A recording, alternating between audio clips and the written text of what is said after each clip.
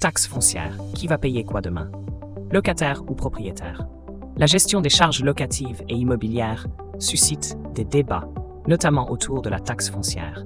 Traditionnellement supportée par les propriétaires, la question se pose désormais de savoir si cette taxe pourrait être partiellement transférée aux locataires. Face à une hausse constante de cette imposition, les réformes fiscales envisagées modifient les règles du jeu, et cette redistribution des charges pourrait affecter des millions de ménages. Une augmentation de la taxe foncière qui pèse lourd. Entre 2013 et 2023, la taxe foncière a connu une augmentation fulgurante de près de 32,9%, bien supérieure à l'inflation qui, elle, n'a progressé que de 19% sur la même période. Selon l'Union nationale des propriétaires immobiliers, UNPI, cette hausse est le résultat de l'augmentation des taux d'imposition et de la revalorisation des valeurs locatives théoriques, sur lesquelles se base le calcul de la taxe. Pendant que les propriétaires subissent cette montée en flèche, les loyers, eux, n'ont cru que de 7,7%, rendant la situation financière des propriétaires bailleurs de plus en plus délicate. Pour ces derniers, déjà confrontés à des obligations telles que l'encadrement des loyers et l'impôt sur la fortune immobilière, IFI, la gestion de leurs biens devient de plus en plus complexe, ce qui pousse à envisager des solutions alternatives pour alléger leurs charges fiscales.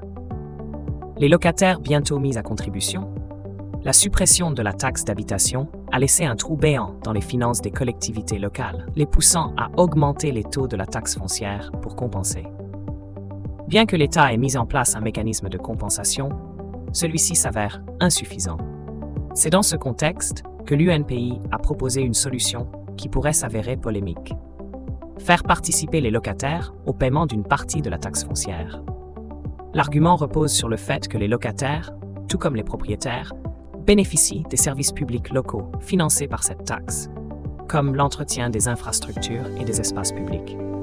Certains suggèrent même de s'inspirer du modèle de la taxe d'enlèvement des ordures ménagères, TEOM, déjà payée par les locataires, pour inclure la taxe foncière dans les charges locatives récupérables.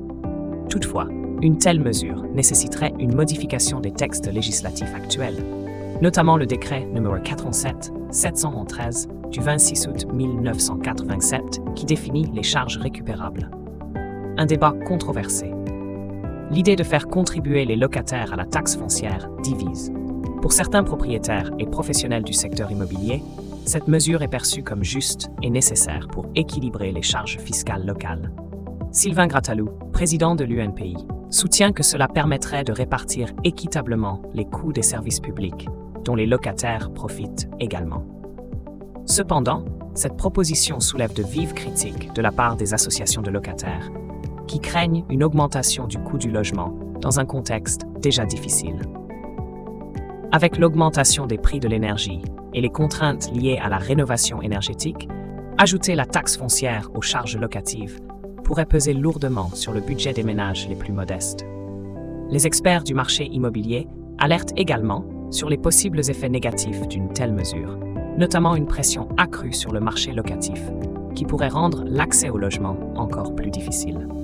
Pour l'heure, le débat reste ouvert. Mais la perspective d'une contribution des locataires à la taxe foncière continue de diviser les acteurs du secteur.